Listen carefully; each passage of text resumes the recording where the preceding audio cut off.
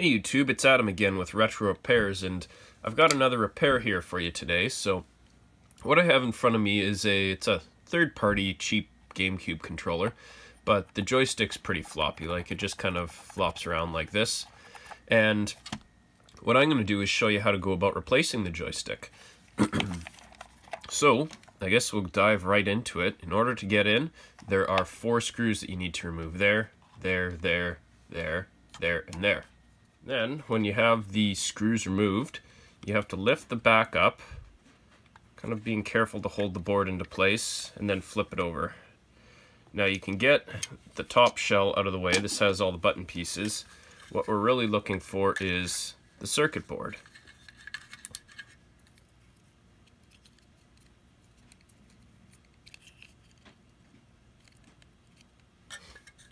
And then the rest of the shell you can also put off to the side. So attached to the board here are a couple of things. There's the controller cable right here, which is on this one directly soldered to the board. I'm not sure on a genuine cord if it would be, or cable, if it would be detachable like N64 is or not.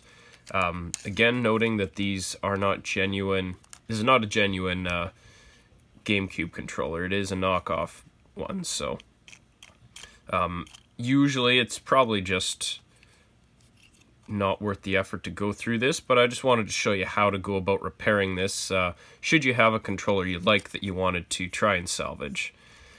So what we're looking for here is this joystick right there. So you can pop the cover off, and then we're left with one of these, which is, I guess, the little joystick potentiometer. It measures the direction that the joystick's being moved in, and as you can see, that stick is very floppy.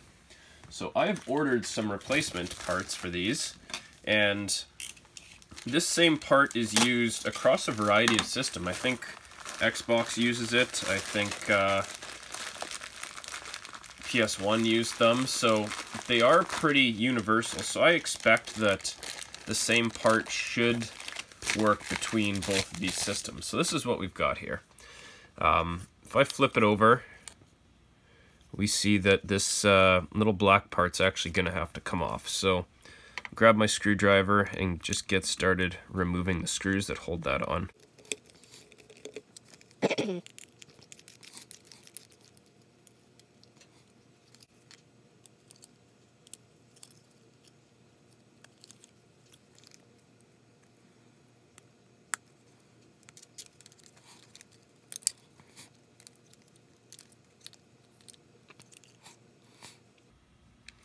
Okay, so kind of interesting. If we zoom in a bit here, we see that these posts right through the corners, they're actually just folded down. They're not actually soldered in place at all. Let's see if I can zoom a bit. Right there. I would assume that on a real system, these would be soldered in place to provide ground and to actually hold them pretty well. So I mean, this makes this repair easier for us, but just kind of goes to show some of the corners that they cut when making these fake controllers. So this one right here isn't even folded down, they just put it through. So we're going to fold these up.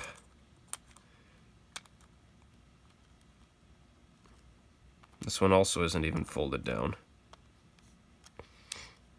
Okay, so we straighten those up so that they're all poking through the board. And now flip the board over. So this is what we are looking for. We're looking for solder points to remove so that we can take this whole piece of just old, worn down electronics out of here. And we're going to be replacing it with one of these.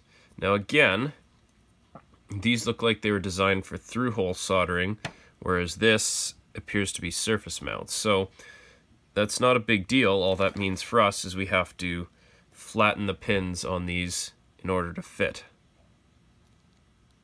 So just carefully bending them flat.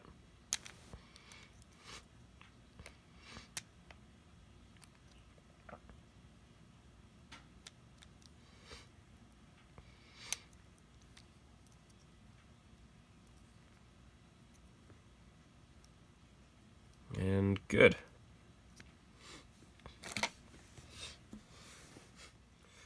So the next step here will be to clean the dust off here. So to do so, we use the isopropyl alcohol. I like to use 99% where possible. If you can't get 99%, you can use 70, just it has a higher water content in it. I just pick it up from my local drugstore. So in Canada, I go to Shoppers Drug Mart. It's just around the corner. If you're in the States, you go to Walgreens or CVS or wherever's convenient for you, whatever you have there.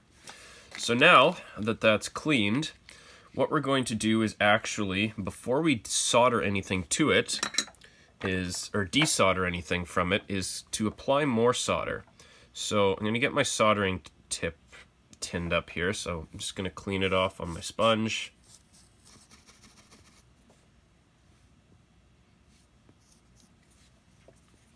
There we go. So tinning the tip is easy. Just touch it with some solder, keep it nice, and you want it to be shiny so that it will let solder flow easily. And then all we're doing here, heating up these pads, adding a bit of solder to each of them. The point of this is new solder flows better than old solder, and solder actually is attracted to itself. So if we mix new solder in with the old solder, it will be more likely to flow nicely for us, which is what we're aiming to have here. All right, so now what we're going to do, using my flux pen, add some flux to these connections. And then what I also like to do is, we're going to have to desolder this, so take my desoldering braid, and sometimes what I like to do is actually spread it out a little bit. The idea is you want it to have lots of surface area to absorb lots of solder with. Then take the flux and you're just going to add flux to the braid. And once again, all this does, it helps to encourage the solder to flow through the braid properly. So now, just lay the braid over top, let the heat do the work. Solder gets wicked. Let's see if I can get a good view of that. So I'm going to try this end one right here on a fresh piece of braid.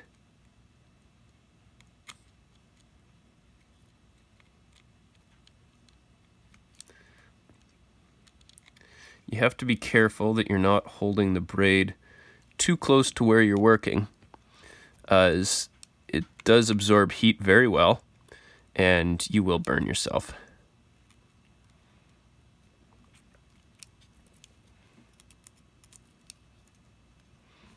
Okay, so those are fairly clean. We'll move on to the next side.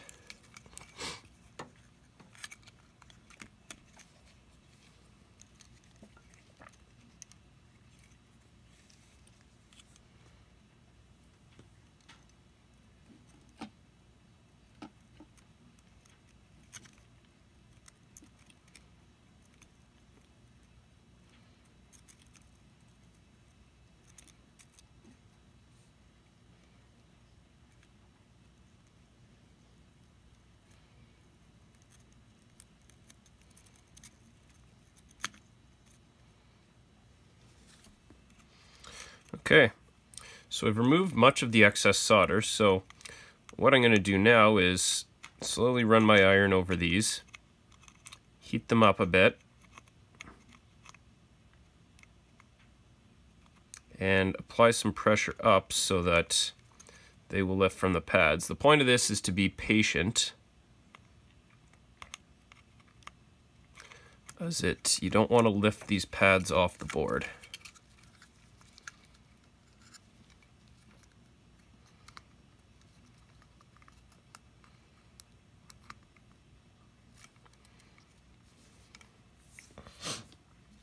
And since we're throwing this away, what you actually could try and do is peel the contacts directly up.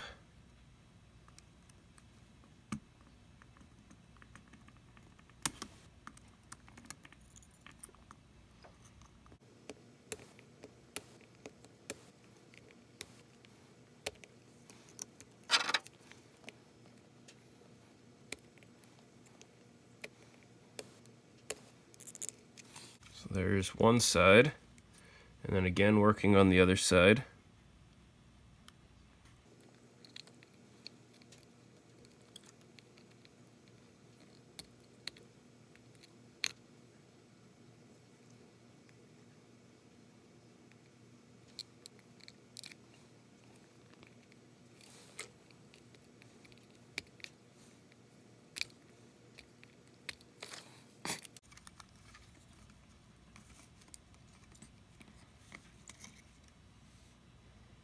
So there we have all of those lifted up. Now what we have to do, just flatten these a bit, smooth out the solder on them. This one, I actually kind of lifted the pad a bit, so we're going to have to repair that potentially.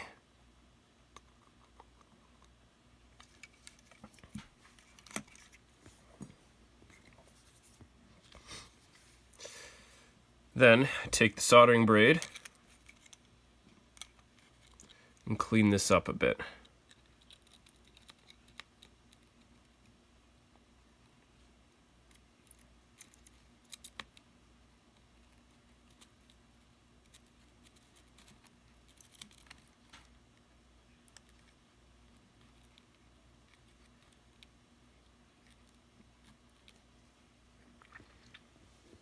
Okay, so this is now ready for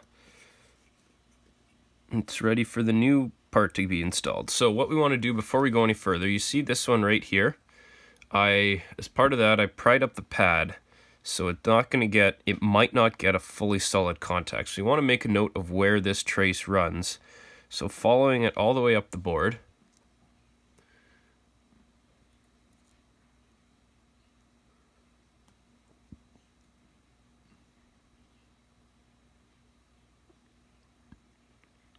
So it appears to be the second one in. Now it's the third one in.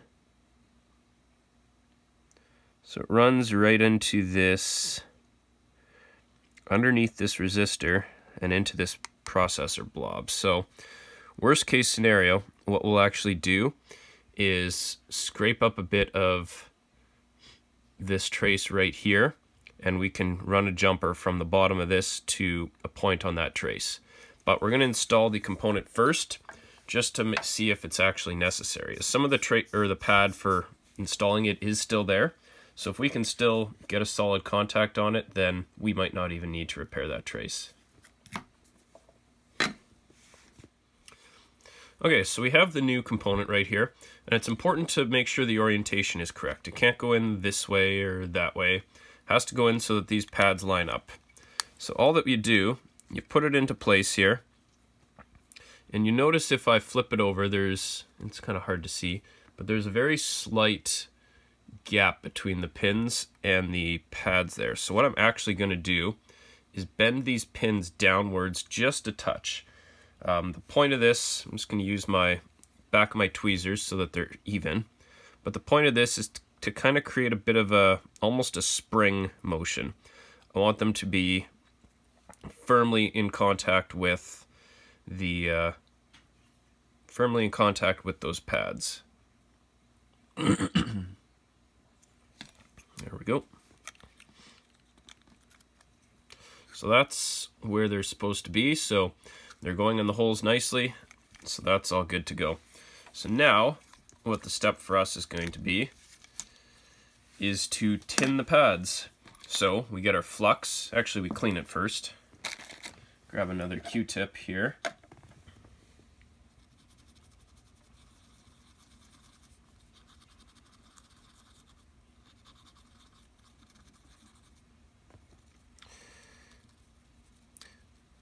Now you'll notice that there is some plating around these holes, so you could, in theory, actually solder those posts down here directly to these holes, and they will connect to ground. So that makes sure this whole thing's grounded. It wasn't done previously. I'm not positive if it's entirely necessary or not. I'm probably not going to do it, but it is an option. So now take a soldering pen or your liquid solder, whatever you have, add some solder to these blobs right here. I also like to add some solder, or not solder, sorry, soldering pen, flux pen. Add some flux to the posts here. And what flux does, it cleans it, it removes any oxidization that's built up and prepares it for soldering. It is really a requirement. If you don't use an actual flux pen, solder does have flux in it, but I prefer and have found it to be so much easier and better if you also have flux just separately by itself. Okay, so now we begin soldering. So what we're going to do, holding down on this, making sure that you're getting a solid connection to those pads, we heat up each leg and the pads simultaneously and add some solder to it. The point of this is you want to fully embed the leg and the pad in the solder. So there's essentially a big blob of solder there that connects the pad and the leg. That might be too much blob, but it will still do the trick.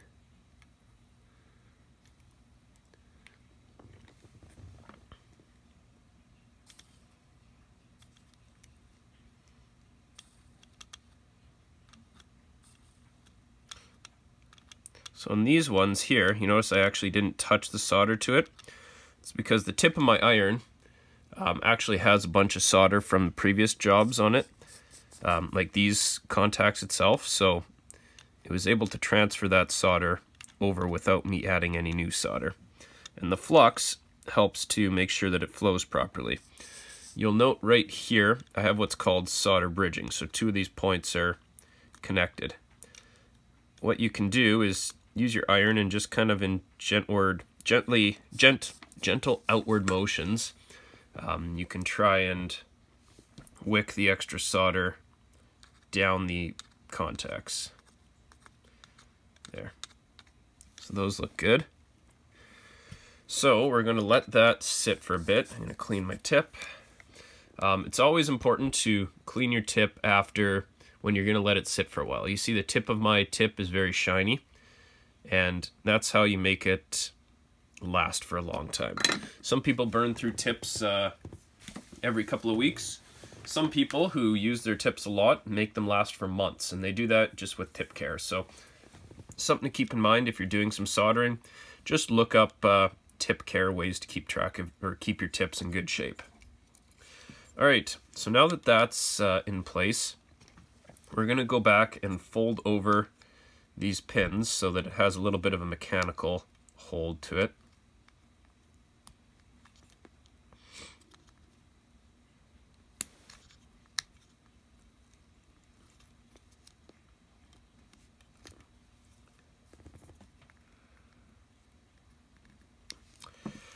There we go. So now that tip or that new joystick is now installed. So it's much stiffer. It doesn't wiggle really at all in the neutral area. So it should give us a nice solid connection. And I think that that solder point that I ripped the half of the trace off, I think that's still going to be okay. So I'm not overly worried about it.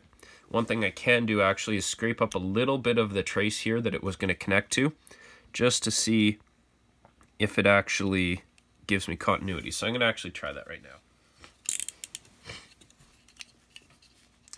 So what you want to do, just using a knife, gently scrape away some of the solder mask, but you can't go too deep. You don't want to break this trace. You just want to expose the copper underneath. Ideally, you would go just to the other end of the circuit. However, that's not really an option here, as the other end of the circuit is encased in this blob of epoxy. So that should do. So now I'm going to grab my multimeter, put it to continuity mode, and what this will do is it will beep when you have a complete circuit. So if I touch my probes together, I've got a beep. If I touch this contact, I've got to find where it was in here. There we go. So that's good. The connection is strong enough. I'm satisfied. So now it's time to reassemble. Alright, so for reassembly, first thing that we want to do before anything else is to reinstall this black plastic part on the back. So there's a couple of little nubs here on the side. So trying to get a good view of that. There we go. And they have to go into the top above these sliders, which are your left and right buttons. So now that it's sitting flush, you have a screw on the top that goes through on here and here. So just make sure those are in place.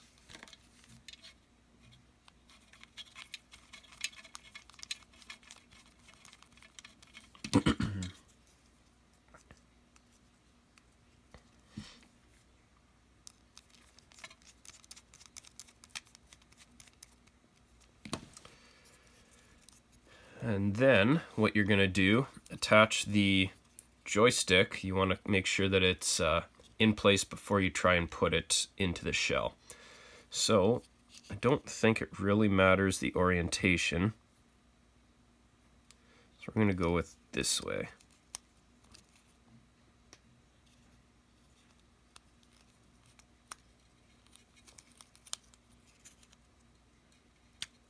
There we go. So just make sure that it generally moves nicely. Should have good left to right, up and down motion. But most importantly, you notice it pretty much stays right in the middle. It doesn't have that flop like the old one did. So, next step, make sure all these pads are in place. You want them to be over top of the buttons. If the buttons fell out, put the buttons back. Put the pads in. This one, the hole has to go over this post. Nope, over this post. And then you have to get the board to sit nice and flush on top of it. So get the joystick through. The C, or the other joystick goes through there. And then you have to wrap the cords, or the cable in. I actually think the cable goes underneath.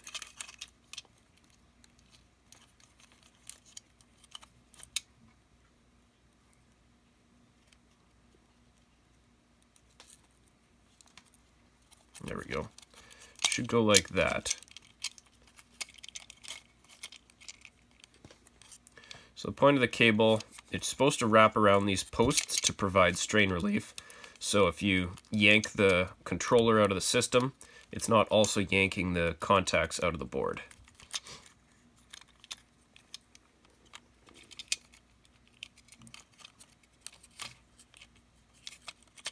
So this is kind of a pain to line up, but once you have it, you're good.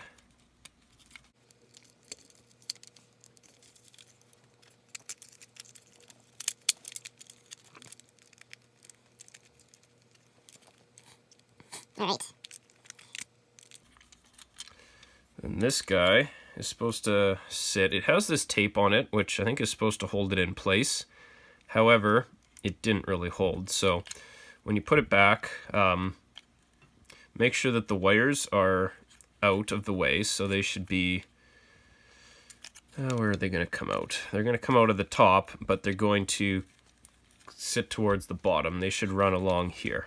There's actually a little clip that will hold the wires in place so that they don't get in the way of screw posts or the left and right button. So usually put it under that and then tuck it flat like that. The spinner, this thing that kind of provides the rumble, that should be on the top side of the controller. So next, your Z button needs to sit into place. Don't forget to install the Z button, as I've actually done that before and it sucks because you got to take the whole controller apart again. So these guys, the little sliders, these are your left and right buttons, and what I like to do is, it's probably best to just have them in the up position. That way ideally the back part of the shell will just sit very nicely in place.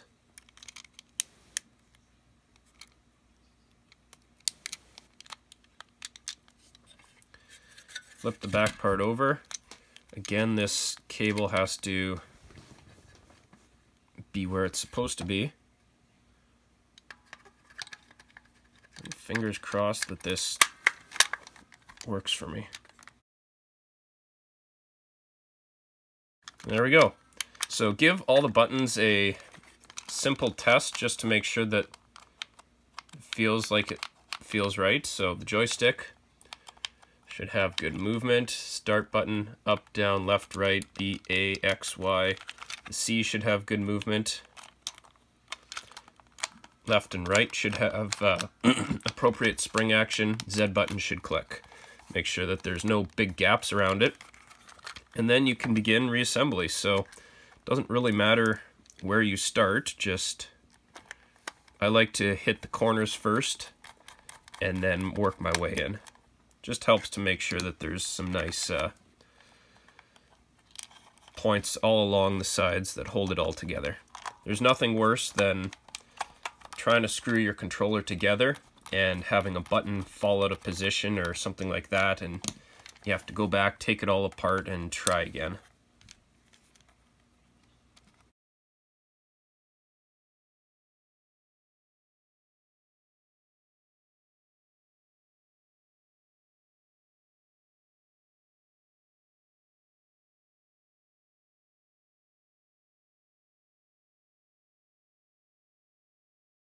Alright, and there we have the controller put together. So now is the best part, to hook up the GameCube and give it a test. Alright, so I have it all hooked up now, and the game I like to test this with is Super Smash Brothers. The reason for that is it requires extensive use of the joystick, so you need to use it in order to play the game. You gotta go up, you gotta go down, you gotta go forward and backwards. So we're gonna see how well it works. Forward, back, up, down. Well, I would say it definitely works.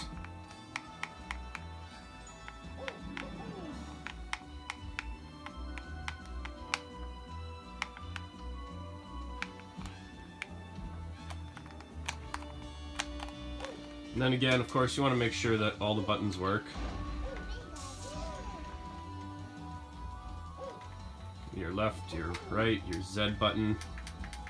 But looks like it works. So that's in a nutshell how to replace the joystick on a GameCube controller.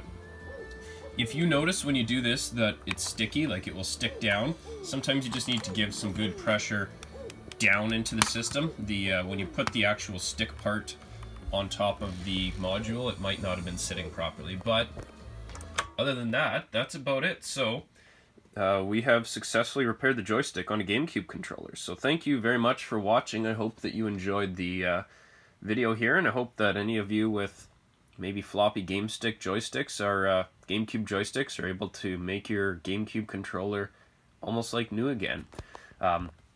Like I did mention, this is a third-party kind of knockoff controller that I did it on. I don't have a genuine one that needs a replacement, but the same process works for them all. So hopefully you can take some of those tips and fix yours. So thanks a lot for watching.